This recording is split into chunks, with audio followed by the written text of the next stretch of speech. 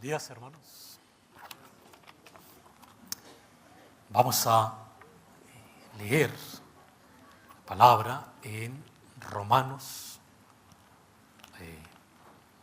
1. Romanos 1, 11 al 17. Entonces, si quieren, nos ponemos de pie.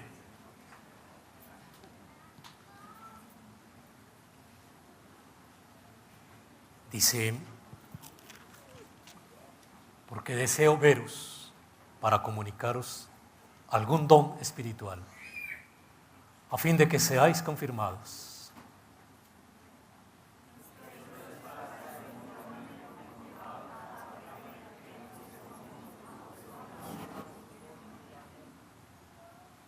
Pero no quiero, hermanos, que ignoréis que muchas veces me he propuesto ir a vosotros, pero hasta ahora he sido estorbado.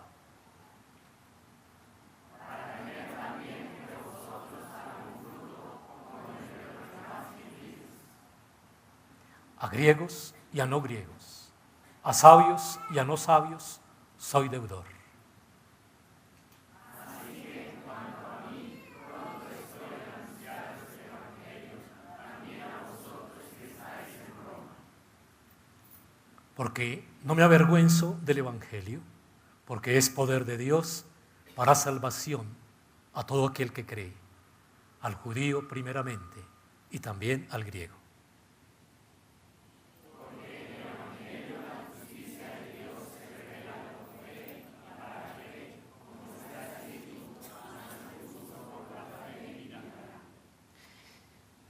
Señor y Padre Santo, te agradecemos tu palabra, este momento que nos das para meditar en ella, para aprender de ella, Señor.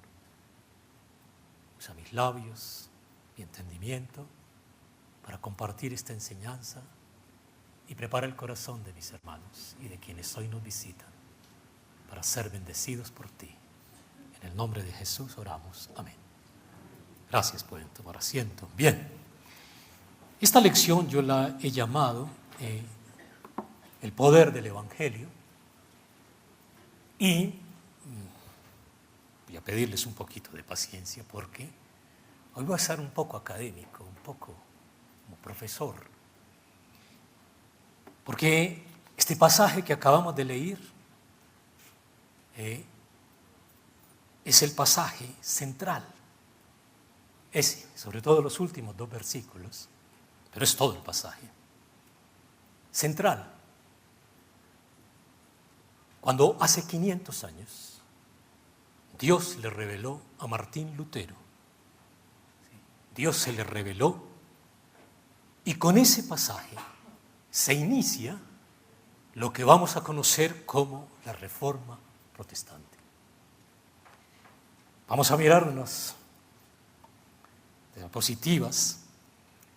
Y vemos ahí la puerta de la Catedral de Wittenberg. La Catedral de Wittenberg estaba en el castillo de Wittenberg, y en esa puerta, el 31 de octubre de 1517, Martín Lutero, un monje agustino, clavó en esa puerta las 95 tesis contra la corrupción de Roma. Lo que intentaba Lutero con esa tesis era invitar a sus superiores de la Iglesia a debatir. Era una convocatoria pública. Martín Lutero no esperaba, no pensaba, no calculó que eso se iba a propagar. Puso las tesis a ver qué monjes, qué sacerdotes, qué obispos acudían a la cita con él. Pero lo hace a partir de conocer este pasaje que acabamos de leer. ¿Sí? La justicia de Dios se revela. ¿Sí? Y el justo por la fe vivirá. Esto fue lo que incendió una chispa, ¿sí?, allá en Alemania, en Europa, ¿sí?, irreversible. Acabó para siempre con el dominio del papado. Dominio del papado que muchos deseaban que se acabara, que muchos celebraron con alborozo, y de debo confesar que si hubiera vivido en esa época lo hubiera celebrado, hubiera ido a las marchas de celebración. Pero hasta ese hecho llegan los historiadores. Hasta ahí nomás, todos los historiadores de todos los tiempos.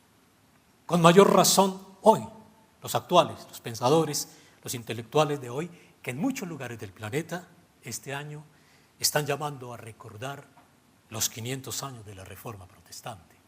He tenido la oportunidad de estar este año 2 veces en 2 eventos organizados por jesuitas, agustinos, los de la Santo Tomás, ateos, bueno, de toda la intelectualidad. Si el Señor me lo permite, estaré en otros 2 eventos, uno internacional, en lo que sigue del año. Porque hoy la intelectualidad está celebrando los 500 años de la Reforma Protestante. Pero todos esos historiadores, todos, y todos esos pensadores, se limitan, localizan la Reforma Protestante, la reducen a este hecho. ¿Sí? Podemos seguir con la siguiente diapositiva. Aquí tenemos, avancemos. Esta es la catedral del castillo de Wittenberg. Era un castillo y aquí vivió Lutero. Después de que estudió en el monasterio, lo llaman a enseñar en esta universidad. Podemos pasar la otra, por favor. Y esta es la torre de la catedral. En esa torre se refugió por más de 40 años. Ahí estuvo, ese fue su lugar de estudio, de meditación, de reflexión, de oración, de escritura. De ahí, de esa torre, salía a predicar. De ahí, de esa torre, salía a enseñar. ¿Sí? Y con esa torre, ¿sí? Ahí en esa torre, Dios se le reveló con el pasaje que acabamos de leer. ¿Sí? Todos, vuelvo y digo, los historiadores se quedan ahí en ese punto. Ya podemos quitar un momento las imágenes, gracias. Pero la mayoría de los pensadores y los historiadores que han escrito sobre Lutero no alcanzan a comprender ese suceso dentro de los planes de Dios. Porque ese suceso era para que se cumpliera la promesa que el Señor había hecho, que el Evangelio sería predicado hasta lo último de la tierra. Dani nos acaba de venir a contar cómo un buque. Y yo me imagino cuántos misioneros habrán ellos encontrado por todos los lugares de la tierra por donde han pasado. Esa revelación se llama el poder del Evangelio. Eso es lo que no alcanzan a entender los historiadores, ni los sociólogos, ni los filósofos, ni nadie de los que estudian a Lutero. Ahora, hay que decir que Lutero, por supuesto, no fue el primer reformador. Antes de Lutero hubo otros religiosos, ¿sí?, católicos, monjes, que se dedicaron a enseñar lo mismo que Lutero y llamaban a la iglesia para que la iglesia se volviera a la enseñanza de la palabra, y pagaron con su vida. Podemos poner una imagen, por favor. Este hombre, John Wycliffe, vivió en Inglaterra, un monje que enseñó y llamó a la iglesia a que volviera a la palabra del Señor. ¿Sí? Fue perseguido, fue azotado, ¿sí?, fue denegado, y luego tenemos otro en Checoslovaquia, en Bohemia, Juan Hus. ¿Sí?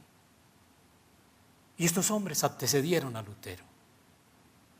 Este hombre, Hus, fue quemado en la hoguera por haber enseñado sobre la gracia de Dios y haber enseñado que la única cabeza y la única autoridad de la iglesia era Cristo. Ahora, aunque estos dos hombres, 1 siglo, 2 siglos antes de Lutero, alcanzaron a reunir varios seguidores, no alcanzaron a generar todo ese movimiento masivo, todo ese movimiento enorme que generó Martín Lutero. Ahora, no quiere decir que eran menos que Lutero o que sabían menos que Lutero.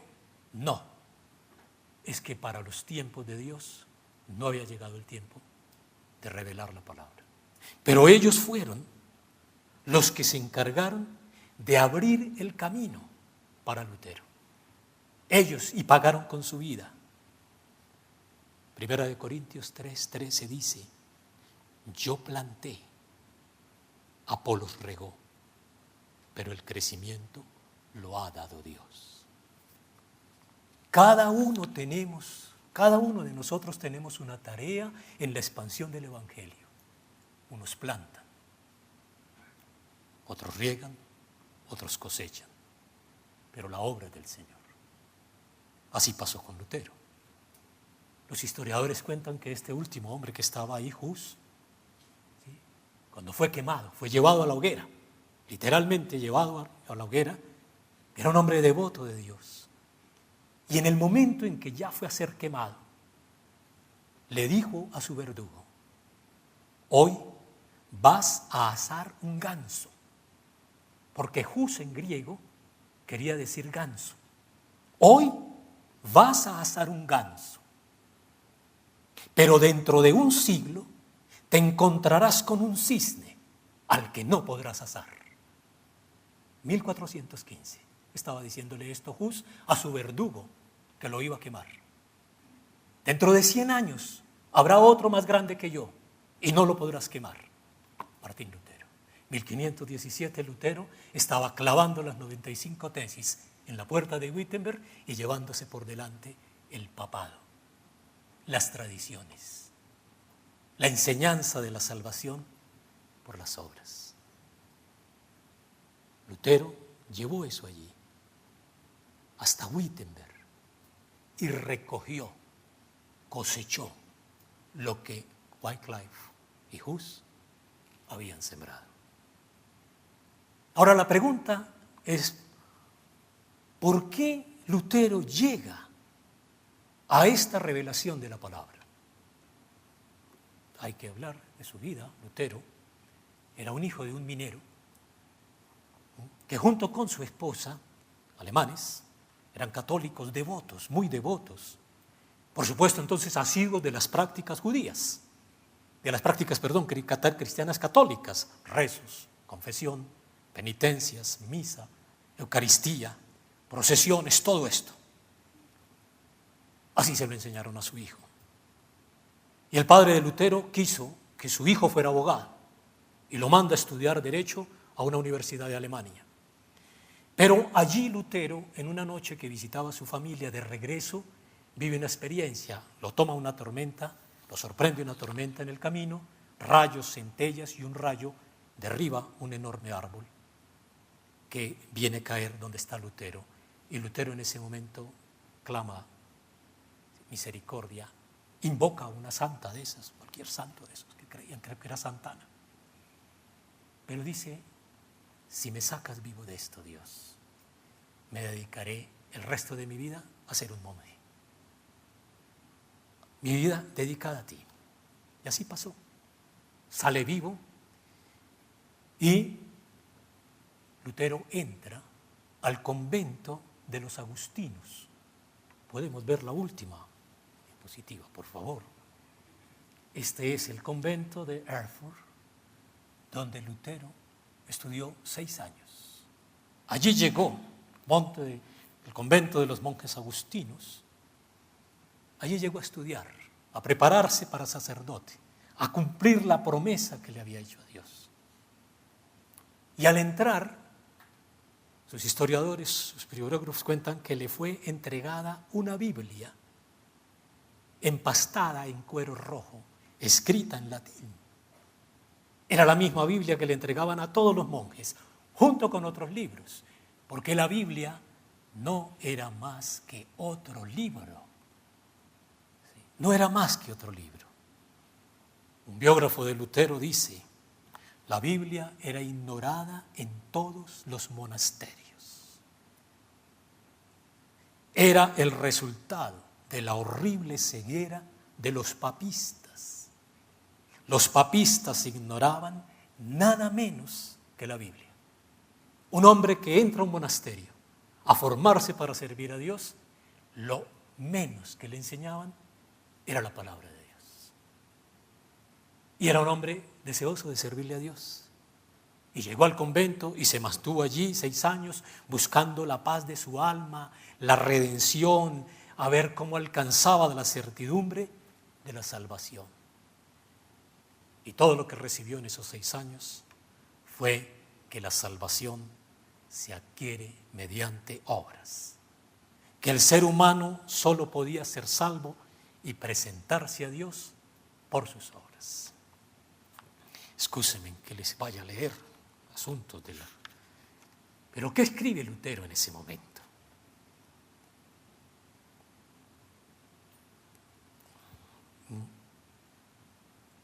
La enseñanza que recibí era la de un Dios vivo, pero un Dios que parecía huir. Las palabras de los consejeros y de mis superiores, ¿sí?, y las exhortaciones de mis superiores, todo hasta las obras de arte en las capillas o en los pórticos de la iglesia, me hablaban de un Dios terrible, implacable, vengador, que lleva las cuentas rigurosas de los pecados de cada uno para lanzarlas al aterrado rostro de los miserables condenados a la perdición. Yo no creía en Cristo, sino que lo tomaba por un juez severo y terrible, tal como me lo pintaban sentado en un arco iris. Cómo me asustaba a menudo el nombre de Cristo. Hubiera preferido oír el del diablo, porque estaba persuadido de que entonces tendría que realizar buenas obras hasta que por ellas Cristo se me volviera amigo y favorable. Esa era la doctrina que le enseñaban a Lutero en estos conventos, y era lo que estos monjes salían a enseñarle a la gente en los púlpitos. Un Dios vengador, un Dios iracundo, un Dios castigador. Y todo esto en 6 años condujo a Lutero a la desesperación. 6 años llevando una vida de penitencias, lacerando su cuerpo, flagelándolo, castigándolo, para sacar el pecado de allí. Ayunos, vigilias, golpes. Cuentan que se desnudaba en la noche, en las frías noches, y se exponía al frío, tratando de sacar de la carne el pecado, buscando apaciguar el tormento del pecado. Y no es que Lutero fuera un depravado, no, un monje y un hombre como usted y como yo, como Pablo, como cualquiera de nosotros expuesto al pecado. Un hombre como ese que describe David en el Salmo 51, porque yo reconozco mis delitos y mi pecado está siempre delante de mí.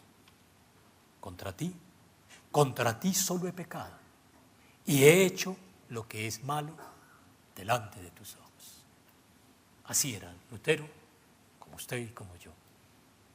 Y en esa desesperación se fue a Roma a buscar un confesor, a hacer el peregrinaje obligado por todos los lugares santos de Roma, a buscar inclusive contacto con el Papa, a buscar un confesor grande que lo ayudara a salir de esa desesperación.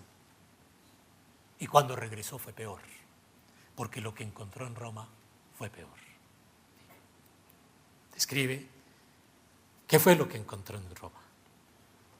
Huyendo de la Babilonia maldita, de sus cortesanas, sus matones, sus rufianes, su clero simoníaco, sus cardenales sin fe y sin moralidad, Lutero se reintegra a su Alemania natal, ¿sí?, trayendo en el corazón el odio inexpiable de la gran prostituta. Los abusos, esos abusos de la cristiandad, que la cristiandad unánime condenaba, los había visto encarnados, vivir y florecer insolentemente bajo el hermoso cielo romano. Conocía su fuente y su origen. En el convento, de 1505 a 1510, había podido medir la decadencia de la enseñanza cristiana. Había experimentado hasta el fondo de su alma sensible la pobreza desecadora de la doctrina de las obras. Eso le pasa a Lutero cuando va a Roma buscando calma, buscando paz, buscando cómo salir del pecado. Y vuelvo a la pregunta, ¿cómo llega Lutero a la revelación? Tuvo la bendición de Dios de que uno de sus superiores, uno de esos sabbats del monasterio, ve en Lutero un hombre sincero, devoto de Dios, deseoso de servir a Dios. Y entonces lo invita a ser profesor en la Universidad de Wittenberg, la que vimos acá. Y le encarga primero una clase de Aristóteles, luego una clase de arte, luego lo hace estudiar para doctor de teología y empieza a enseñar el Génesis, los Salmos, y termina enseñando la epístola a los romanos. Y como les decía ahora, se encerró en esa torre que vimos, ¿sí? Y allí pasó el resto de su vida, estudiando, escribiendo, meditando, ¿sí? Allí pasó el resto de su vida, como dice Pablo a los Corintios, en 1 Corintios 2:9, buscando la sabiduría oculta de Dios. Y al que le busca, le es revelada. Pablo dice cosas que el ojo no vio, ni el oído oyó, ni han subido al corazón del hombre. Son las que Dios ha preparado para los que le aman. Así fue que llegó a la verdad Lutero, buscando la sabiduría oculta de Dios, estudiando la epístola a los romanos. Llegó a ese pasaje que leímos, porque en el Evangelio la justicia de Dios se revela por fe y para fe, como está escrito, mas el justo por la fe vivirá. ¿Qué encuentra ahí? Un hombre como Pablo, que está diciendo, porque no me avergüenzo del Evangelio, porque es poder de Dios. Es la exclamación de Pablo, que se dispone a ir a predicar a Roma, la capital del imperio, el centro de la idolatría, el centro de las grandes filosofías, el centro del gran pensamiento de Occidente. Allá se dispone Pablo a ir a predicar un evangelio sencillo, que Cristo murió por nuestros pecados y que en el evangelio se revela la justicia de Dios. Ese es el poder del evangelio, que ahí se revela la justicia, y que nos justifica es el amor de Dios. Una vez Lutero se apropia de este pasaje, sale a predicar con pasión, a escribir sobre la gracia de Dios y a enseñar. Y por supuesto, empezaron sus contradicciones con sus superiores, con los obispos, con los abades.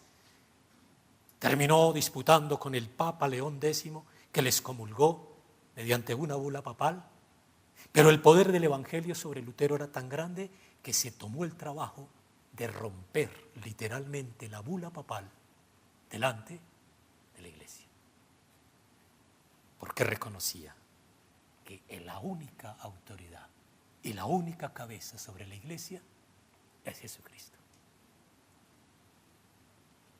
Y eso se llenó de valor y se opuso con valor a las indulgencias, a los sacramentos que la iglesia enseñaba por fuera de las Escrituras, y se indignaba cada vez que veía a uno de sus colegas, monje que llamaba Texel, que enseñaba en el púlpito, que cada vez que se escuchaba el sonido de la moneda caer sobre la cajilla, el alma salía del purgatorio.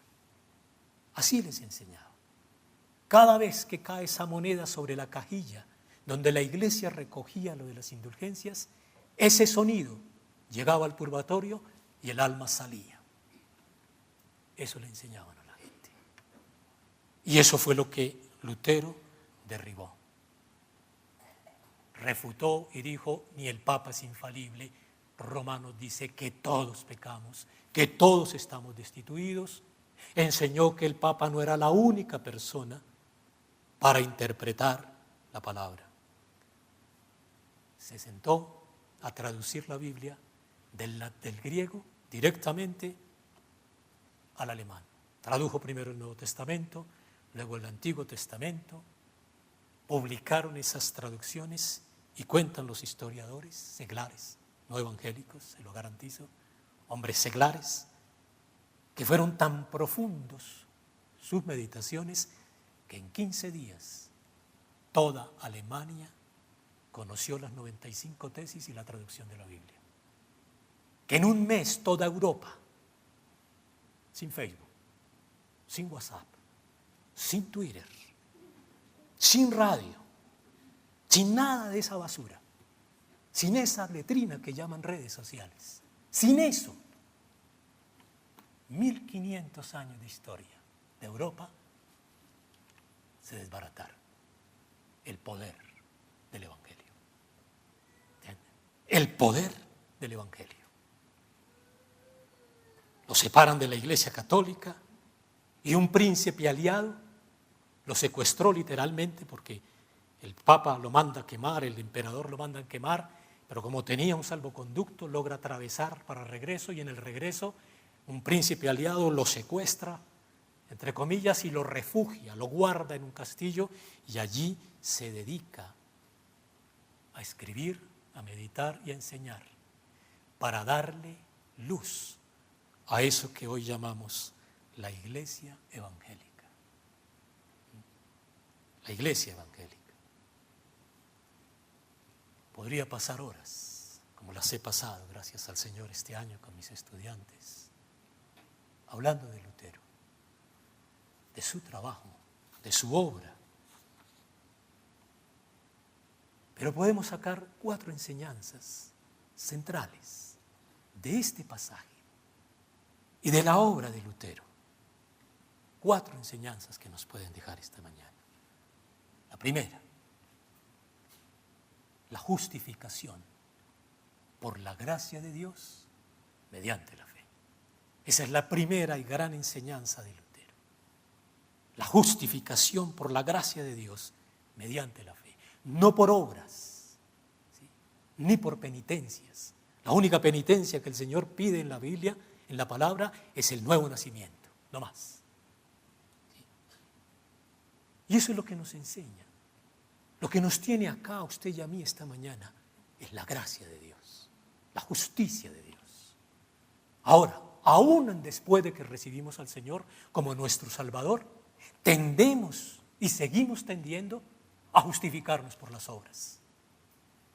Y cuando la mente se justifica por las obras, está en 2 riesgos. O se vuelve un fariseo, un moralista que cree que es justo, que es bueno, que como obra bien, todo tiene que salirle bien, o se vuelve un cínico, como los publicanos, un cínico. Se entrega a las pasiones, al pecado, porque se reconoce incapaz de ser bueno. Eso es lo que pasa cuando confiamos en las obras. Dios se revela por fe y para fe. Eso es lo que nos está enseñando este pasaje. Dios está dispuesto a entregarnos su misericordia. Dios está dispuesto porque su Hijo pagó nuestro pecado. Ya fue pagado, entonces ahora Él quiere darnos su misericordia. Lutero, cuando entendió esto, escribió: enseguida me sentí renacer. Apenas le fue revelado esto, las puertas se abrieron de par en par. Entraba en el paraíso. La Escritura me estaba revelando otro rostro de Dios, un Dios de misericordia. Esa es la enseñanza, la primera, la justificación por la gracia de Dios. La justicia de Dios nos es entregada a nosotros que somos injustos, para que podamos ser justos solamente por la fe en Jesucristo. su justicia nos la entrega a nosotros los injustos, para que por medio de la fe en su Hijo podamos ser justos. Entonces la gracia nos hace libres para actuar bien, no para ser justificados, sino para agradecer a Dios por su bondad y para que su nombre sea glorificado. Es muy corriente que después de haber nacido de nuevo, les repito, en la relación con el Señor, tengamos la tendencia a justificarnos y apoyarnos en lo que creemos que son nuestros propios méritos. Le pedimos salud, le pedimos que atienda nuestras necesidades porque hemos sido fieles con Él. Le llegamos a reclamar prosperidad o que nos asegure ingresos porque diezmamos y ofrendamos y porque damos a los necesitados. Podemos llegar a pedir su fidelidad y su favor porque asistimos puntualmente los domingos a la iglesia, enseñamos, ¿sí? Tenemos un ministerio, leemos la Biblia, oramos, o porque abrimos nuestra casa para enseñar su palabra. Siempre tendremos el reclamo de méritos por algo que no nos pertenece, porque solo nos fue dada por la gracia de Dios. La tentación siempre será reclamar por nuestros méritos. Y esa es la gran enseñanza. Si llevamos una vida plena, si tenemos una estabilidad económica, si tenemos salud, si tenemos una familia protegida por Dios, sepámoslo, hermanos, que no es por nuestros méritos, es porque Dios quiere, es porque Dios es fiel, es por la gracia de Dios. No hemos hecho ningún mérito para eso. Hace 8 días en la escuela dominical con Andrés, hablábamos aquí de Hebreos. Y en Hebreos dice 7, versículos 13 y 14, porque cuando Dios hizo la promesa a Abraham, no pudiendo jurar por otro mayor, juró por sí mismo diciendo, de cierto te bendeciré con abundancia y te multiplicaré grandemente. Lo único que yo necesito, como Abraham, es creer en eso, que solo por su gracia y su amor. Y eso solo lo alcanzamos si creemos en el Señor. La segunda lección que nos deja es el llamamiento universal a la santidad de nuestra vida. Sin necesidad de hacernos monjes, ni sacerdotes, ni ninguna cosa. La llamada a la santidad de nuestras vidas. Eso tiene que ver con el sacerdocio universal que Dios nos da y nos llama a ese sacerdocio para dar testimonio de su amor, de su gracia y de su justicia. Para eso es que nos llama al sacerdocio.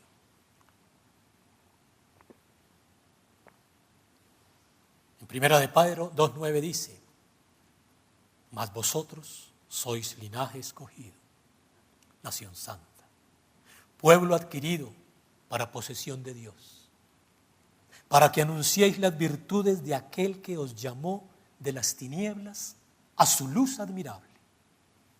Esta es la segunda enseñanza que nos deja todo este trabajo de Lutero.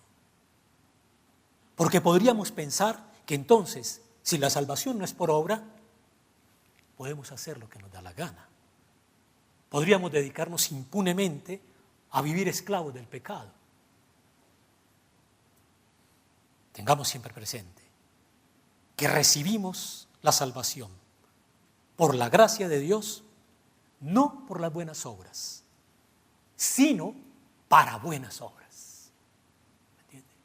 No recibimos la salvación de Dios por las buenas obras, sino que la recibimos para buenas obras. Pablo dice en Efesios 2, 8 al 10, porque por gracia habéis sido salvos, por medio de la fe. Y esto no proviene de vosotros, pues es don de Dios. No a base de obras, para que nadie se gloríe. Porque somos hechura suya, creados en Cristo Jesús para buenas obras, las cuales Dios preparó de antemano para que anduviésemos en ellas. si fuimos liberados del pecado por la gracia de Dios, es como dice Pablo, para que ahora seamos siervos de la justicia. Para que nuestras acciones, nuestra forma de actuar, de pensar, de hablar, de llevar nuestra vida familiar e individual, glorifique a Dios. Para que en nuestra manera de actuar anunciemos las virtudes de aquel que nos llamó de las tinieblas a su luz admirable. Me pasa seguido, hermano. No pasa un día o una noche que no medite y me acuerde de dónde me sacó el Señor, de dónde me trae. Constantemente hago memoria de cómo eran las tinieblas en las que anduve antes de tener una buena relación con Dios y cómo me trajo a su luz admirable. Y me trajo no solamente para tener un ministerio en la iglesia, para pararme en un púlpito y predicar, para tener un ministerio con los jóvenes, para tener un sacerdocio en mi casa.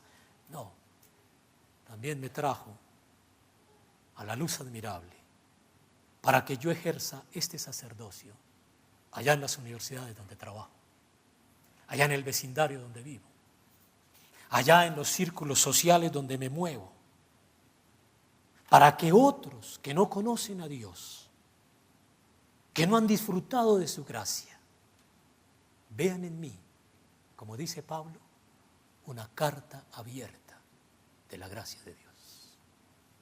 Eso fue lo que entendió Lutero. Y entendió que esa sería su misión, luego de haber entendido la justificación por la fe. Descansó del pecado, descansó, eso lo pagó el Señor. Ahora mi misión es anunciar las virtudes del que me sacó de las tinieblas a la luz. Una tercera enseñanza que nos deja todo esto de Lutero es que Dios usa para su obra a quien Él quiere, sin importar cuál haya sido su condición de pecador ni su debilidad. Lutero, sí, entendió eso y se glorificó en la debilidad y glorificó al Señor en su debilidad. ¿Sí? Y millones hemos llegado a conocer la palabra de Dios porque este hombre se dejó usar. Era un monje anónimo, obediente a su iglesia. Él no estaba persiguiendo hacer ninguna reforma, él no estaba persiguiendo nada de esto. Él no estaba persiguiendo nombre, él no estaba persiguiendo fama, nada. Él lo único que predicaba era que la iglesia volviera a enseñar las Escrituras. No era más que un sacerdote que predicaba en un púlpito todas las semanas y un profesor que daba clases en una universidad. Y aún así el poder del Evangelio lo acompañó y se enfrentó al poder de la Iglesia Católica. Un monje humilde que se dejó usar del Señor.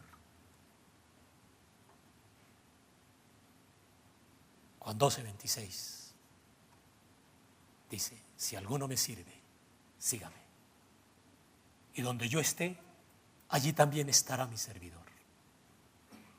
Al que me sirva, mi Padre le honrará. Lutero ha tenido críticos toda la historia. He leído a muchos historiadores y sociólogos y filósofos, ateos, la mayoría, y todos reconocen la obra de Lutero. Y todos tienen a Lutero por el gran reformador. Es el segundo hombre después de Moisés que el mundo secular se dirige a él con parables de admiración. Al que me sirva, mi Padre le honrará. No necesitó Lutero perseguir la fama ni nada. Lutero se hizo grande sirviéndole a Dios. Lo persiguieron, lo rechazaron, lo calumniaron, porque por supuesto, luego de que comienza todo esto de la iglesia evangélica, él se retira, contrae matrimonio, tuvo 4 hijos, se educó, entonces lo acusaban de borracho, lo acusaban de de abusador, el Papa León X decía, cuando se enteró de lo que estaba enseñando en el púlpito, decía: déjenlo, es un monje alemán borracho, ya se le pasará. Han pasado 500 años y la borrachera no le ha pasado, no se le ha acabado. Déjenlo, es un monje borracho, un hombre que se hizo grande sin perseguir la fama, porque entendió que Dios usa al que quiere. Dios usó a un embustero, ¿sí?, como Abraham. Recuerden, don Juan nos ha enseñado, ¿sí?, era un tracalero de esos. ¿Sí? Usó a un homicida como Moisés. Usó a otro homicida como David. Usó a un perseguidor de la iglesia como Pablo. Lutero entendió esa grandeza de Dios se glorifica en lo débil y se dejó usar por Dios. Todos los que lo persiguieron, todos los que lo quisieron apresar, quemar, todo esto, ¿sí?, en estos 500 años, ¿sí?, todos tienen que reconocer hoy la grandeza de la obra de Lutero. Y la última enseñanza de las 4, para mí es la más importante. El deber del cristiano y el deber de la iglesia de la predicación de la palabra de Dios. A Lutero, repito, no le importaba ninguna reforma. A Lutero no le importaba ser famoso, ni ganar, ni alcanzar, ni nada. A Lutero ahora lo que le mortificaba, después de haber conocido la salvación por la gracia, por la fe, era que la iglesia no predicara la palabra de Dios. Era para eso, porque él entendía la misión más importante de la iglesia. En uno de sus escritos, de sus sermones, decía: ¿cuántos sacerdotes encontraréis hoy que consideren que hay menos pecado en una falta contra la castidad, el olvido de una oración, un error cometido al recitar el canon, que en la negligencia en predicar y en interpretar correctamente la palabra de verdad? El único pecado posible de un sacerdote, en tanto que sacerdote, es no enseñar la palabra de Dios. Eso era para Lutero lo más grave. Y cuando Lutero se empeña en que la función de la iglesia, la principal y la única función de la iglesia, es la enseñanza de la palabra de Dios, aparece la Reforma Protestante, y por eso se va a llamar Iglesia Evangélica, porque será una iglesia dedicada única y exclusivamente a enseñar y a predicar la palabra de Dios. Ese fue el gran aporte de Lutero. Para mí, las consecuencias de no mantener este principio evangélico es el gran desvío de muchas iglesias y muchos grandes predicadores de esto, de masas enormes mediáticos, no predicar y no enseñar la palabra. Muchos de esos pastores hoy llamados cristianos evangélicos venden la bendición, la unción y hasta la salvación mediante un pacto económico. Estamos escuchando de una teología de la inversión económica, de una teología de la prosperidad, que no termina siendo que una teología de la ambición, no más termina siendo eso. Esa lógica mercantil que indignó a Lutero en la Iglesia Católica, hoy se ha instalado en muchas iglesias, en estas mega iglesias, en esto que yo he dado en llamar multinacionales de la fe. Pero además Lutero no se dejó manosear. Un hombre que arrastró miles y millones de gente. El Papa, los obispos, el emperador, los príncipes y los reyes le prohibían predicar. Lo empezaron a aislar, pero la gente no dejaba. Por donde iba Lutero, lo hacían bajar del carro y lo obligaban casi a enseñar la palabra. el hambre que había de la palabra, lo bajaban de ahí. Y entonces, claro, cuando estos poderosos vieron esa fama de Lutero, fueron tras él, fueron a buscarle. Todos los que querían quitarse el papado de encima, nobles, burgueses, aristócratas, príncipes, todos los que querían rebelarse contra el Papa, fueron a buscar a Lutero para que liderara el movimiento. Y Lutero lo que siempre contestó fue: mi única misión es enseñar la palabra de Dios. La gracia de Dios no se dejó manosear. Hoy vemos los poderosos delante de estos grandes predicadores, manoseándoles, detrás de las masas de ellos que les siguen. Lutero no se dejó enredar ni por la fama, ni por los liderazgos pasajeros, ni por las lisonjas, ni por nada. Los campesinos alemanes se rebelaron e iniciaron unas revueltas campesinas y lo buscaron para que él liderara su causa, que era justa, legítima. A ellos también les dijo: mi única misión es enseñar y predicar la palabra de Dios. Esa es la figura del gran reformador. Un hombre que nos enseñó que el púlpito no se le entrega a demagogos, que los púlpitos no son para shows mediáticos, de burlas, que los púlpitos y la iglesia no son para sátiras, ni ironías, ni militancias políticas, que el púlpito es para enseñar la palabra de Dios. Eso se ha perdido.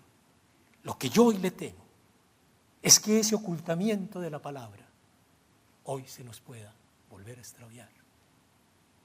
Sus biógrafos le llamaron el Jeremías de la Iglesia Católica, que no escucharon, que no atendieron, pero nos enseñó eso, que la misión de la Iglesia no es transformar el mundo, que la misión de la Iglesia no es hacer del mundo un lugar apacible, que la misión de la Iglesia solo es predicar el Evangelio, la gracia de Dios, y llamar al arrepentimiento para la justificación por la fe.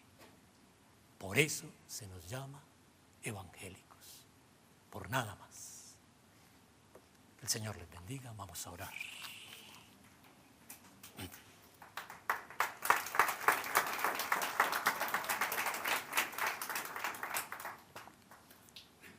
Señor y Padre Santo, te agradecemos tu palabra. Agradecemos la revelación de tu palabra a este hombre y a nosotros, Señor. Así como le saliste al encuentro, nos saliste a nosotros, Señor. Y un día nos revelaste que éramos pecadores y que no teníamos salvación por fuera de la cruz, de la muerte de tu Hijo en la cruz, Señor. Agradecemos, Señor, por haber dado tu Hijo, por haber pagado nuestros pecados y por ahora permitirnos en libertad salir a predicar, Señor, que tu Hijo murió por nosotros, que nuestros pecados fueron perdonados, que la gracia tuya es infinita y que el justo por la fe vivirá, Señor. Lo que tenemos, Señor, la salud, los bienes, el ingreso, el dinero, la familia, Padre, no es por nuestros méritos, Padre, es porque eres bueno, Señor. Es porque estás con nosotros, es porque tu gracia es infinita, Señor. Hoy te pedimos, Señor, que te podamos servir y predicar la palabra de tuya, Señor, a todos los que se pierden. Bendice, Señor, a todos tus siervos que hoy están cumpliendo esa misión, Señor, en todo este territorio. Enseñar tu palabra, Señor. Bendícenos, Señor, en el nombre de tu Hijo Jesucristo. Amén. Señor le bendiga.